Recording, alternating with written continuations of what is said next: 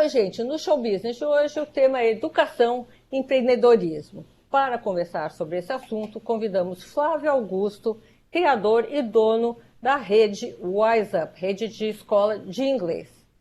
Ele vai falar também sobre o time que ele tem em Orlando, onde ele mora, um time de futebol. Não percam!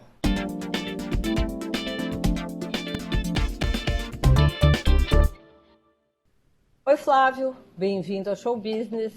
É um prazer tê-lo aqui conosco. Você que criou a Wise Up, você que hoje é dono de um time de futebol em Orlando City, brasileiro, carioca. Vou começar com uma pergunta simples. Por que você fugiu do Rio de Janeiro e foi parar em Orlando? Oi, Sônia. Um prazer estar com você aqui. Bom, eu nasci no Rio, 1972, e fiquei aí até 2002.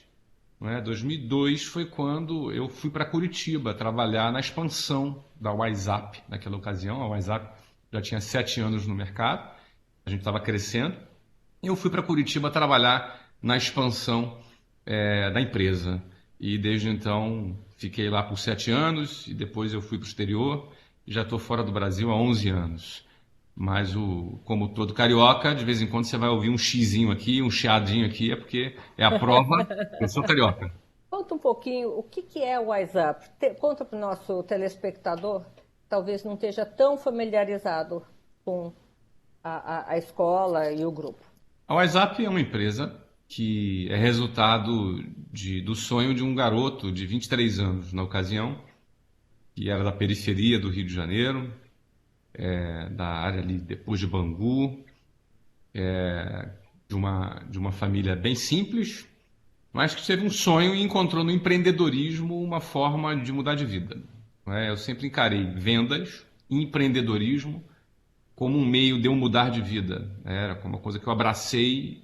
Eu queria uma vida melhor, não queria mais andar de ônibus, não queria mais morar num local muito longe. A exclusão geográfica é algo muito forte. Então, No a WhatsApp Brasil, é muito, né? No muito forte. Brasil, muito. Nos grandes centros urbanos, então, nem se fala, você gasta 4, 5 horas no transporte público, horrível e tal. Então, ou seja, a WhatsApp, em primeiro lugar, ela é resultado disso.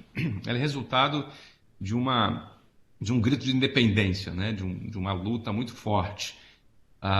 E por acaso ela estava no setor de cursos de inglês, de escolas de inglês. Eu digo por acaso porque quando eu era pequenininho, eu não falava para minha mãe que quando eu crescer eu quero ter um curso de inglês. Nunca passou isso na minha cabeça, o que mostra que a vida vai abrindo portas e a gente às vezes entra por umas, outras a gente não, e a nossa história começa a acontecer em função disso. Como é que Então, você entrou nesse ramo? eu estava prestes a começar a faculdade e Qual eu ia fazer faculdade? faculdade, eu ia fazer ciência da computação na Universidade Federal Fluminense, no Rio de Janeiro. E antes de começar, começaria em agosto. Antes de começar, eu arrumei um emprego, um bico, né, como a gente chama no Rio, um trabalho provisório para ter uma experiência profissional. Nunca tinha trabalhado, apesar de ter 19 anos, eu sempre estudei bastante. Então, eu arrumei um emprego de vendedor numa escola de inglês no centro do Rio de Janeiro. Então, começou aí o meu contato com o setor. O resultado é que eu fiquei 4 anos nessa empresa, a faculdade eu tranquei em 1991 e foquei ali na atividade de vendas, com a qual me identifiquei bastante. Isso resultou no meu mergulho no setor de ensino de idiomas, por ter percebido que a maioria da população não falava inglês. Na década de 90, as empresas de petróleo e as empresas de telecomunicações, teve ali uma quebra de monopólio de petróleo e telecomunicações, em 1994. Então, em 1995, eu fundei a WhatsApp.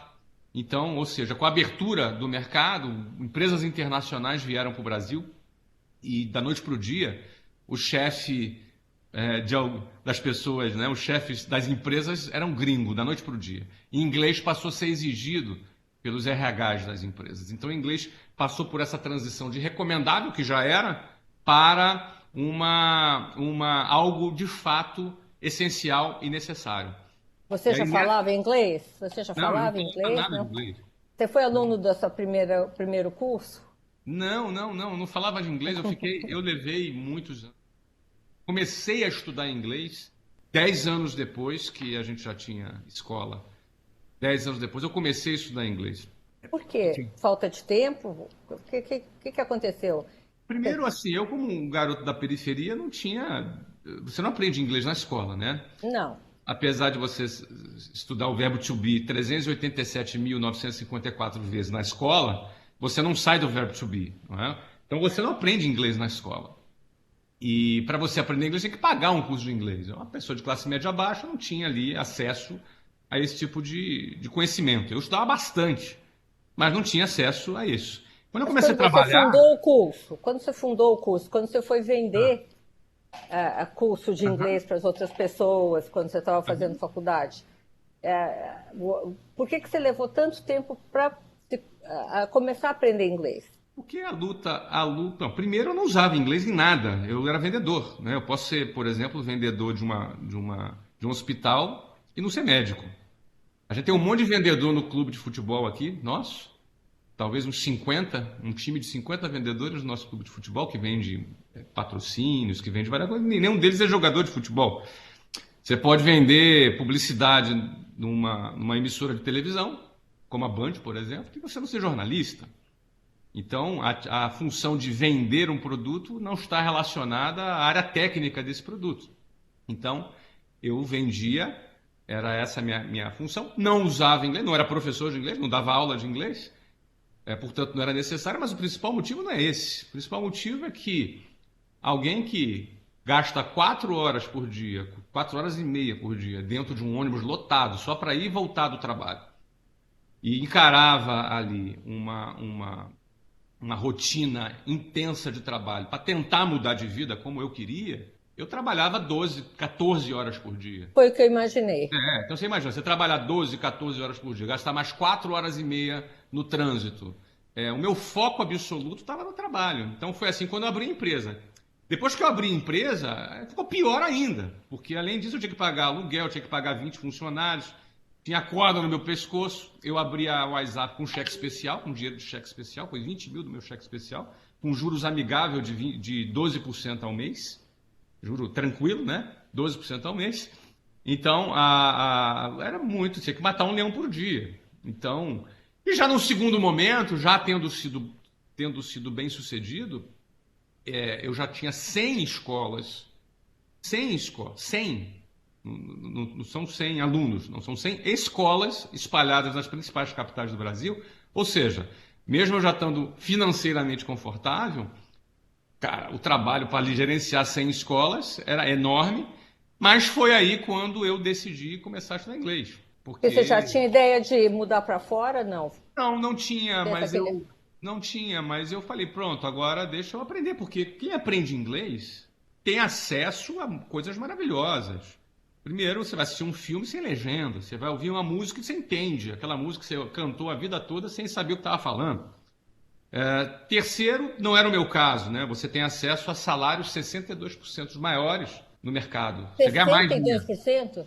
Segundo a 62%? consultoria, segundo a consultoria Cato, você tem acesso à oportunidade de trabalho que pagam até 62% mais. Ou seja, não era o meu caso, porque eu era empresário, mas quem está no mercado de trabalho se beneficia muito quando aprende a falar inglês. E o quarto ponto é viagem. Você viagens internacionais, você vai participar de uma reunião, você vai participar de uma conferência, você tem acesso a conteúdos. Grande parte do conteúdo da internet está em inglês. Então, quando você aprende inglês, você abre um mundo à sua frente. E naquele momento, com 10 anos de empresa, eu tinha 33 anos de idade. Então, eu falei, pá, 33? Você é, começou com 23. eu abri a WhatsApp em 95 com 23, né? Então já tinha, com 10 anos, 100 escolas, a gente tinha ali uns 4 mil funcionários, eu tinha 33 anos. E bom, deixa eu agora focar no inglês. E comecei a aprender inglês ali em 2005, precisamente, né? E foi Fábio, ótimo, você é porque prova de que... eu não tinha ideia, Sônia, desculpa te interromper, eu não tinha ideia que eu ia Imagina. morar nos Estados Unidos, não tinha ideia que eu ia ter um clube de futebol, que eu ia dar várias entrevistas em inglês, que eu ia fazer reuniões e negócios, eu não tinha a menor ideia. Talvez não tivesse feito. E o inglês lá atrás foi o que me possibilitou entrar num novo mundo, que é o mundo. Eu moro 11 anos fora do Brasil. Eu vou te interromper um pouquinho e a gente volta daqui um minuto.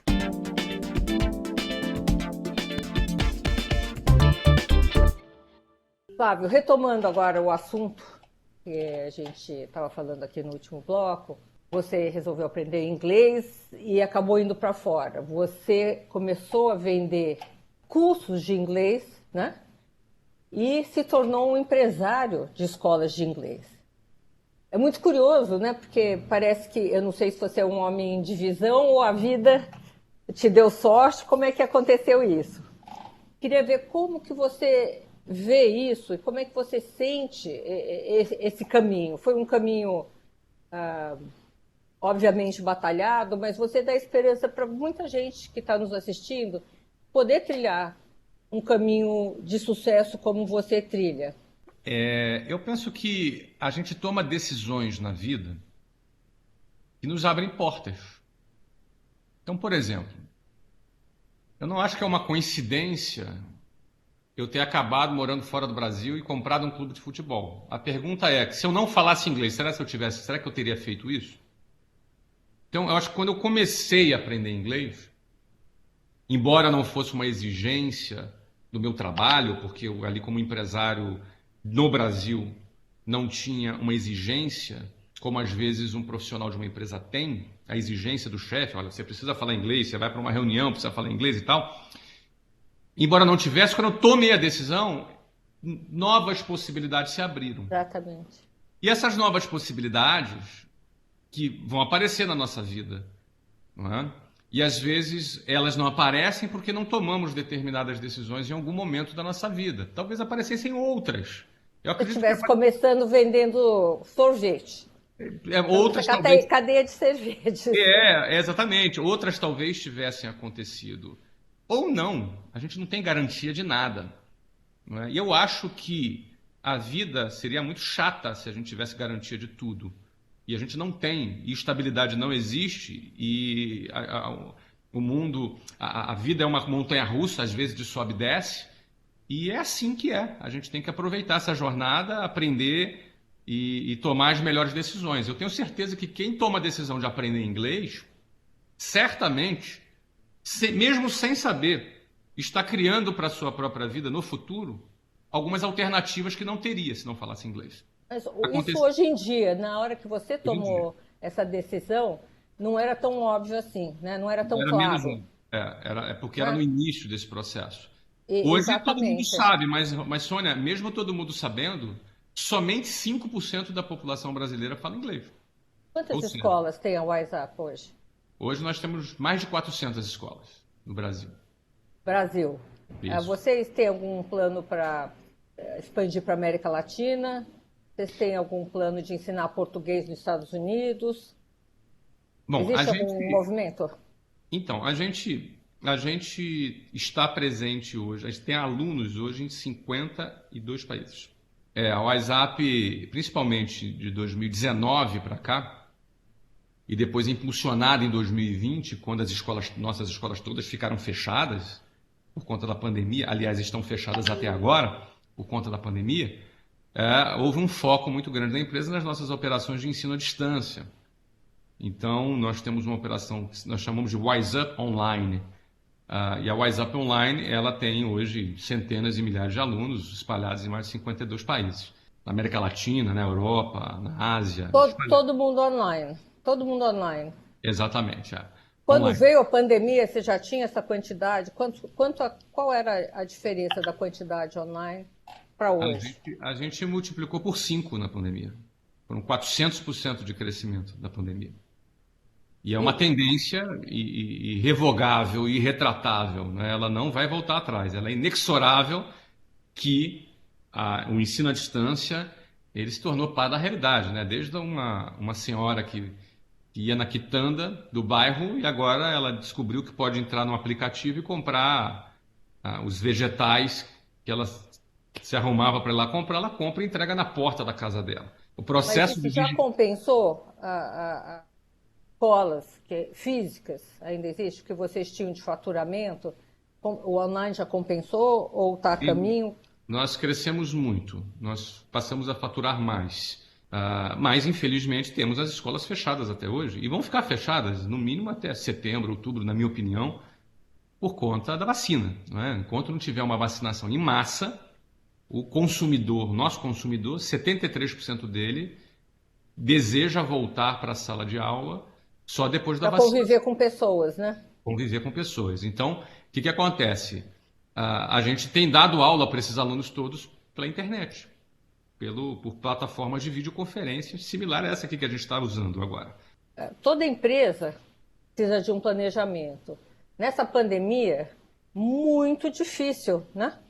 Você fazer um planejamento. Como vocês estão se organizando? Em 2020, o que aconteceu? A gente teve que reagir, muito mais do que planejar, a gente teve que reagir. E reagir rápido. Porque no nosso caso, a gente foi um dos setores mais afetados. Educação, turismo, companhia aérea, foram os setores mais afetados. Restaurante, bar, shows, eventos, tudo, Restaurante, né? Ainda tinha um delivery. Restaurante ainda abria, depois abriu. Você imagina que o nosso setor, até agora, não abriu. Porque os clientes não querem. Você percebe? Eles têm delivery e você tem online, né? Não, online porque a gente teve que criar. Online porque a gente teve que a gente teve que montar uma operação que não estava prevista. A gente teve que transferir todo mundo do presencial, foi operação de guerra. 2020 foi operação de guerra. Entendeu? Muitas redes de escolas de inglês não têm uma operação online. A gente casualmente já tinha produzido uma 4 meses antes. Casualmente. Não é? E o que nos adiantou muito nesse processo. Certo? E aí o que acontece? A gente teve que transferir todos os vendedores, todos os funcionários para o online, toda uma operação de guerra para a gente trabalhar, em primeiro lugar, sobreviver. Primeira meta era sobreviver, depois foi crescer. A gente conseguiu sobreviver em 2020 e a gente acertou no produto e a gente cresceu 400%. É fato isso. Tá? Agora, 2021 é diferente. Porque 2021 nós planejamos, sabe? Nós já planejamos 2021 levando em conta a pandemia. E aí, a gente fez premissas em 2021. Uma das premissas que nós fizemos é que não volta em 2021. 2021 vai ser ano de Covid, 2021 vai ser de abre e fecha. Isso a gente planejou ali no final de 2020. Baseado no quê? Baseado no que a gente fez essa premissa? Não tem vacina. Não temos as doses necessárias da vacina. A maioria das doses vão chegar no segundo semestre. E se você começar uma vacinação em massa no segundo semestre, acabou o ano. A gente já começou 2022. Ou seja, 2021 esquece. Então vamos focar 2021 nos produtos online. Vamos focar nos produtos online. Aí criamos um novo produto que a gente chama de WiseUp Live, que é um produto através de videoconferência. Além do WiseUp Live, que são os aplicativos que a gente tem para celular, tablet e computador. E a gente criou mais um produto e focou a nossa operação toda para a operação online. E aí, se por acaso um milagre acontecer, as vacinas aparecerem, vacinar todo mundo e a gente acabar com a pandemia até a metade do ano, a gente volta no segundo semestre. Aí é lucro. Aí entendi. É a mais. Então, a gente se preparou para o pior, que é o quê? O Brasil não tem as doses, vai deixar a maior parte das doses vai para o segundo semestre, a vacinação acontece no segundo semestre e a gente começa a trabalhar de novo em 2022. Esse é o pior cenário. A gente se preparou para ele, nos planejamos para esse pior cenário. Agora, se abrir antes, ótimo, é lucro. Você criou a WiseUp, você vendeu a WiseUp, recomprou por um preço muito menor. Hoje toca conglomerado de 400 escolas. Se você olha para trás, o que você acha da sua trajetória empresarial? Eu acho? Olha, eu curto muito o que eu faço, né? Eu não sou um apreciador da minha trajetória, eu não costumo cultuar isso, mas eu sempre procuro. Eu sou um cara que me comunico muito da internet, tem aí talvez cerca de 7 ou 8 milhões de seguidores. Eu me comunico muito com as pessoas, gosto muito de me comunicar com elas. Prefeito aqui do Rio de Janeiro. Imagina. Pela quantidade de pessoas, né? Pois é. Exatamente. Mas eu procuro usar a minha história para incentivar as pessoas, né? Então, eu acho que inclusive a minha própria trajetória, cada resultado positivo que eu tenho, eu gosto de que isso possa ser uma, um incentivo para as pessoas, principalmente para aqueles que se sentem fora do jogo, né? Para aqueles que não se encaixaram muito bem, para aqueles que são de regiões menos favorecidas e que, de alguma forma, a minha história possa servir de incentivo para essas pessoas a lutarem por uma vida melhor. Não é fácil, nada fácil, aliás, é muito difícil, mas também é uma mentira alguém dizer que é impossível. Então, Eu se é concordo. possível, não é? Se é possível, basta. Se a chance é 1 em 1000, não é bom. Puxa, talvez fosse melhor que fosse mais fácil, mas não é. Mas é possível. E nesse possível a gente tem que se agarrar, que é possível sim. É possível mudar, é possível melhorar. Eu acho que nem todo mundo vai ficar rico ou milionário, bilionário, nem todo mundo vai. Mas acho que todo mundo pode melhorar de vida. E aí eu sou um cara que gosto de incentivar a área de vendas, gosto de incentivar a área de negócios, de empreendedorismo, porque são áreas que você sai do sistema. Quando eu falo do sistema, eu me refiro ali ao sistema convencional de um emprego, que você bate ponto de 8 às 5, você está sujeito a um plano de carreira de uma empresa simplesmente, ou de um serviço público, onde você depende de um sindicato enfim. Quando você vende ou quando você empreende, é como se você fizesse uma carreira solo. Olha, o cara, olha, eu quero acelerar, eu quero uma coisa mais acelerada. Tem mais risco? Tem muito mais risco. Mas se você não fizer isso, não existe o risco de você ficar parado. É certeza que você vai ficar parado. Então, é trocar a certeza da estagnação, muitas vezes, pelo risco de dar certo. Então, a gente tem uma cultura muito forte no Brasil da estabilidade. E a gente vai ter que escolher em algum momento da nossa vida se a gente vai querer segurança ou se a gente vai querer liberdade. Isso é uma decisão que todo mundo toma, sem exceção. Em algum momento da vida, todo mundo escolheu se queria ter mais liberdade ou se queria ter mais segurança. Muitos que escolheram segurança, às vezes caem do cavalo porque entra uma recessão, a empresa quebra, a empresa é vendida, ele é demitido, não é? E aí aquela suposta segurança que ele escolheu não funcionou muito bem. Não é? Ou aquela empresa pública que o cara trabalha, que ele achou que teria segurança e agora não está atrasando o 13º, como muitos funcionários públicos do Rio de Janeiro, inclusive, não receberam o 13º até hoje. Então eu gosto que a minha trajetória ela sirva de inspiração para que as pessoas trabalhem, né? Flávio, fazendo uma comparação aqui de memória, né? Eu sei que o Brasil, proporcionalmente à população, tem muito mais funcionário público do que existe nos Estados Unidos. Também proporcional à população americana. A gente poderia dizer que o brasileiro muitas vezes opta pela segurança e não pelo risco? Não, eu tenho certeza que é parte da nossa cultura, está menos agora, já foi mais, é parte da nossa cultura essa questão da busca pela segurança.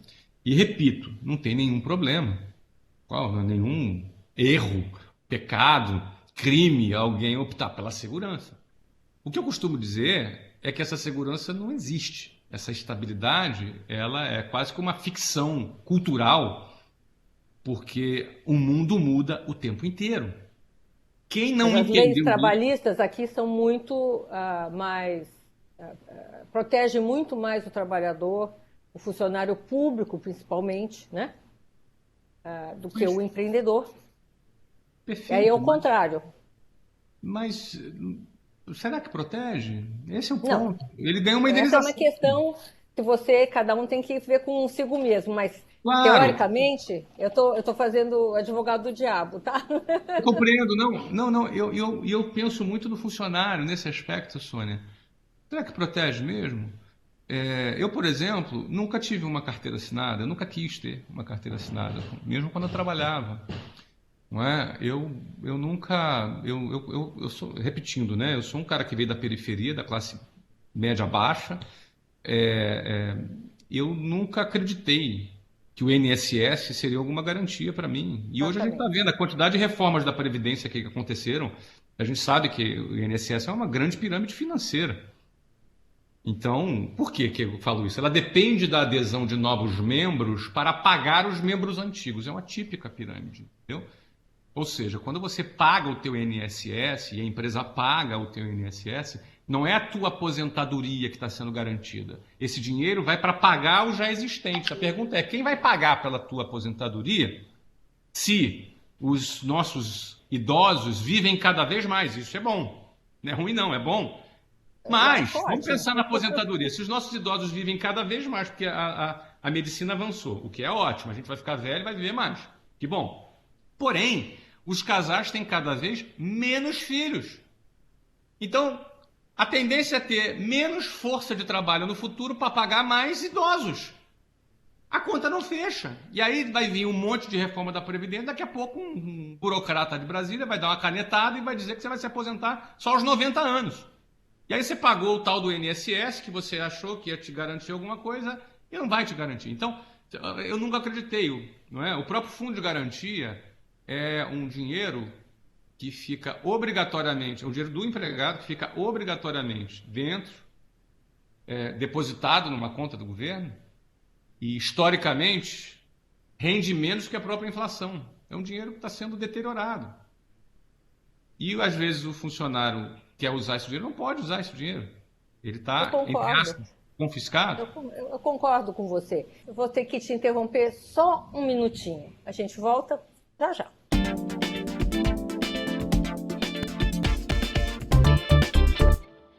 Flávio, voltando ao nosso bloco, você estava falando dessa proteção ao trabalhador brasileiro, que de repente não é uma proteção quase que fictícia, e o incentivo ao empreendedorismo nos Estados Unidos. Essa foi uma das razões que te motivou a ir para fora? Não, francamente não. Eu tenho funcionários no Brasil e tenho funcionários nos Estados Unidos. Meus funcionários nos Estados Unidos não têm 13º, não têm as férias da forma que a gente conhece no Brasil, não tem fundo de garantia. Eles não têm. Não têm, Não tem nos Estados Unidos inteiro. não querem ter e ganham Esse que muito é mais. interessante, ganham muito mais.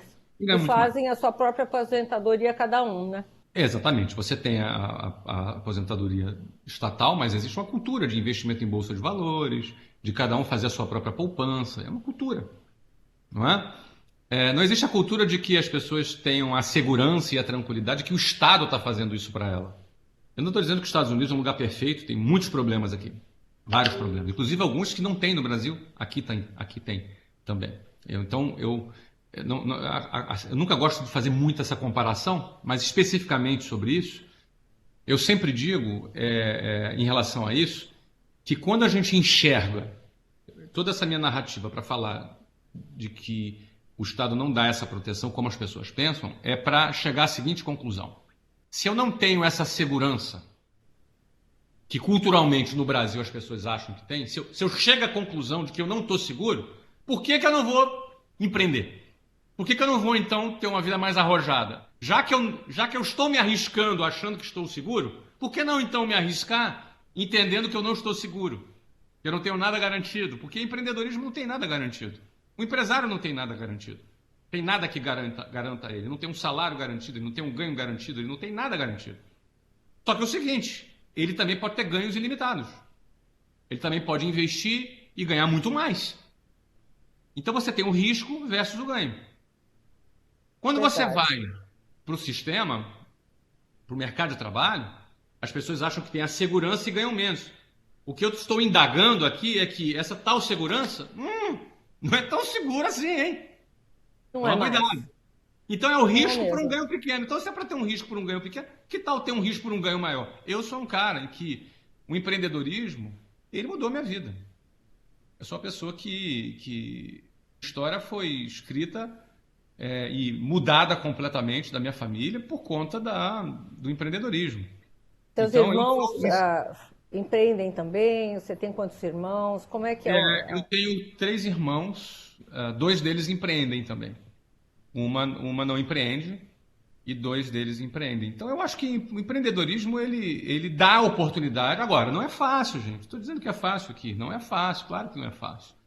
Entendeu? Como também não é fácil você ser funcionário e ficar desempregado. Nada é Tua, fácil. Nada é tua fácil. mãe, teu pai era empreendedor também? Não. Não, não. Meu pai e minha mãe são funcionários públicos, hoje aposentados, né? Eu achei Minha mãe professora do Instituto. engraçado os filhos todos terem indo para o lado do empreendedorismo, já talvez com essa visão de que esse abraço do Estado, essa proteção do Estado não é segura. E não é mesmo. Não é. Então, quando eu morava na periferia, Sônia, de 4 em 4 anos aparecia um político fazendo promessa. E a gente sabe que é assim que funciona. Entendeu? Então, eu nunca quis depender do Estado, do sistema, e fui à luta. Não é? Eu acho Flávio, agora, que essa é a mensagem, né? essa pessoa aguerrida que você está se mostrando que é, né? Você comprou um time de futebol por quê? Então, eu já morando aqui nos Estados Unidos, Sônia, meu filho jogava futebol, eu tinha recém vendido a WhatsApp e estava olhando novas oportunidades e percebi que aqui nos Estados Unidos o interesse por esporte era enorme e o interesse por futebol era muito grande, muito maior do que eu achava, inclusive. Já existia uma liga, essa liga estava dando seus primeiros passos aqui nos Estados Unidos, que é a MLS, Major League Soccer. E, vamos entender, o futebol é o maior esporte do mundo e os Estados Unidos é o maior mercado do mundo. Então, era a última fronteira para o futebol acontecer. E a gente acreditou, olhando os números, observando as tendências, olhando as negociações com as TVs, com os direitos de transmissão, todos os elementos que compõem o negócio de futebol, a gente já considerou que o crescimento da liga aqui seria muito grande. E de fato foi, né? Eu entrei na liga em É 2013, um interesse crescente. Você cada podia dar vez algum número crescendo. sobre isso? Sim, sim, posso te dar alguns números, né? Na época, aqui de cabeça eu lembro alguns números interessantes. Na época, em 2012, a média do campeonato brasileiro, brasileirão chamado no Brasil, a média de público nos estádios era de 12.500 torcedores por jogo. Por jogo. Média. Tá. No Campeonato Paulista, a média era 5.000 torcedores por jogo. E no Campeonato Carioca, 2.500 torcedores por jogo. Esses números geralmente chocam as pessoas porque elas lembram só da final lá do Flamengo e algum outro time jogando, não é? Que o Maracanã tá cheio, mas isso é só a final, meu caro amigo. Eu estou falando da média de público. Não é? Então a média do Brasileirão, que é o principal torneio, em 2012 foi 12.500. Em 2012, a média de público na MLS, nos Estados Unidos, já era 18.000 pessoas, já era 50% maior que a média do principal campeonato no Brasil. Incrível. Já era 50% maior. Então, nós, nos nossos 2 primeiros anos, 2015 e 2016, nossa média de público no nosso estádio era de 33.000 pessoas por jogo, nossa média do Orlando City. Ou seja, a gente está falando de um potencial gigante aqui nos Estados Unidos e crescente. Tanto é que em 2014 os direitos de TV foram renovados em valores estratosféricos aqui. E continua crescendo, e continua avançando. Não é? Então, a perspectiva, e agora com a comprovação, com a definição de que a Copa de 2026 vai ser aqui nos Estados Unidos, Canadá e México, ou seja, 80% da Copa vai ser aqui nos Estados Unidos, a tendência até 2026 é esse crescimento se acentuar ainda mais. Então, o mercado nos Estados Unidos é o maior mercado do mundo, a tendência é as receitas crescerem muito e se tornar uma das maiores ligas aí, acredito, nos próximos 15, 20 anos, a tendência é se tornar uma das principais ligas do mundo, alavancada pelo potencial econômico do mercado americano.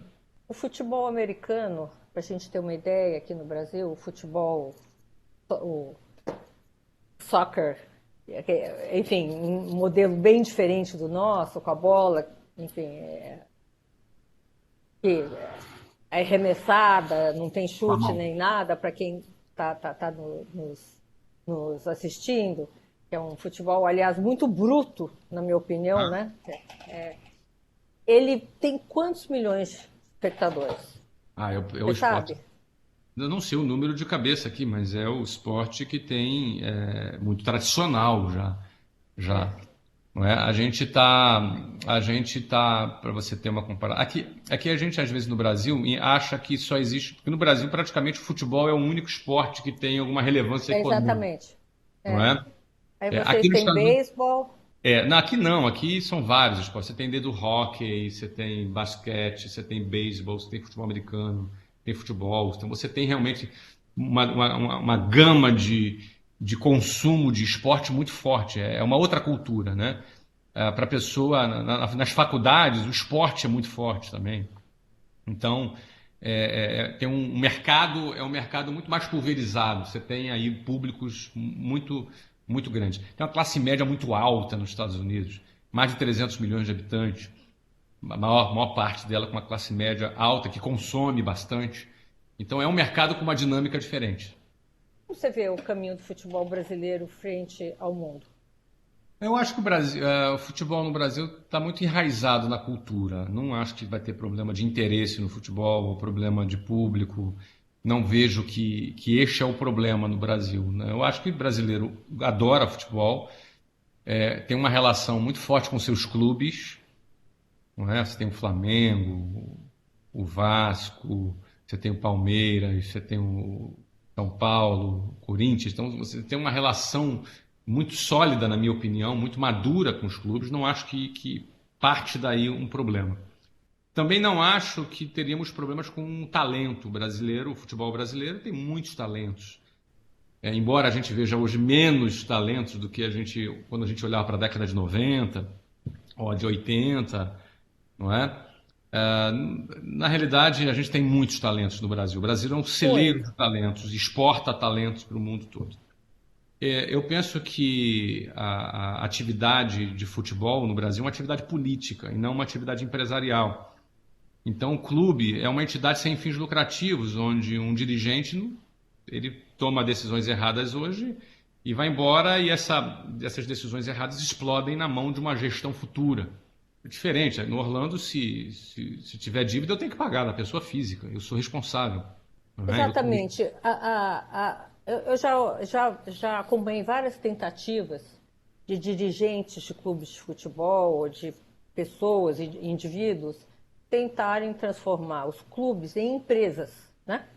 Empresas com responsabilidade, com balanço, com, enfim, igual como tem nos Estados Unidos, como tem na Europa. O futebol brasileiro, por enquanto, não partiu para essa modernização, né? É E você um- vê perigo nisso?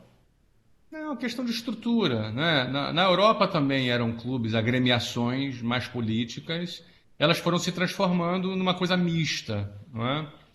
Para mim, um modelo muito interessante é o modelo inglês, que é um modelo que conseguiu É, migrar. Porque não basta só ser um clube sem empresa para resolver o problema. Você tem que ter uma liga. O esporte tem que se organizar em bloco, como é a Major League Soccer, é em bloco. Não é? Eu sou sócio, eu sou proprietário de um clube, mas sou sócio da liga. Então, entendi.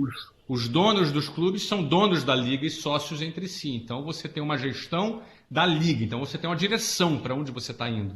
Você tem uma visão estratégica. É uma visão macro, não cada um lutando, indo para um lado, indo para o outro, lutando pelo seu próprio interesse. Então, a Premier League, por exemplo, ela é muito forte porque ela negocia os direitos em bloco, ela tem uma gestão em bloco. E no Brasil é uma atividade política, a CBF é política, as federações regionais são políticas, os cargos nos clubes são políticos, é tudo política. E onde tem política, você sabe como é que funciona, Sônia, né? Você já conhece muito bem essa história de política. No futebol não é diferente, não é? No futebol não é diferente. Às vezes uma decisão política não ela favorece o interesse do cara que quer se reeleger. Ela não está É. favorecendo o futuro do clube. Então, é uma estrutura muito diferente. Agora, eu acho que, com tudo isso, não acho que vai perder o interesse no futebol brasileiro. Na China, que você mencionou, a China é uma grande lei Rouanet do futebol. O que eu quero dizer com isso? Os clubes na China são de empresas que muitas das vezes montam o clube só para não pagar imposto. Então, é uma outra relação. É uma relação do Estado com incentivo fiscal, é uma relação muito diferente. Eu não vejo a China como um mercado orgânico, que se organiza e Tá. cresce de maneira orgânica. Eu vejo uma coisa muito incentivada, Incentivada. e artificial por conta disso. É, Então, com certeza. exato. Flávio, nós estamos chegando ao fim do nosso programa. Foi um prazer conversar com você, um prazer te conhecer, mesmo se for por vídeo. Você é em Orlando, eu aqui no Rio de Janeiro. Espero que você volte outras vezes a conversar com a gente. Muito obrigado pelo carinho. Um abraço a todos. Namastê.